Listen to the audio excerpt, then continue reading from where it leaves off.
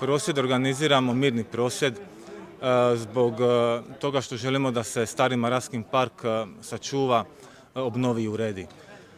Naime, svjedočimo betonizaciji Zadra i ne želimo postati još jedan takav primjer. Ovdje se gradi hotel, uz njega pratiti sadržaj i mi želimo da park ostane zelena površina gradska, da oni unutar svoje parcele imaju svojih 20% zelenila. Ne želimo livadu, želimo park kakav je bio nekad, koliko god je moguće približno tome. A mi imamo i starih fotografija, imamo i nacrte izrađene prema usmenom ukazivanju onih koji znaju kakav je park bio u doba Luksarda, tako da želimo vidjeti tamo nova stabla. Zadar je nekada za vrijeme Jugoslavije bio najzeleniji grad u Jugoslaviji. Danas je najnezeleniji grad u Hrvatskoj. Mislim, to je sramota.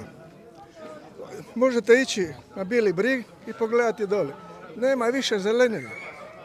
Pilaju se stabla, pilaju se šume da bi se radilo kuće i stanove za bogataše koji dolaze izvana.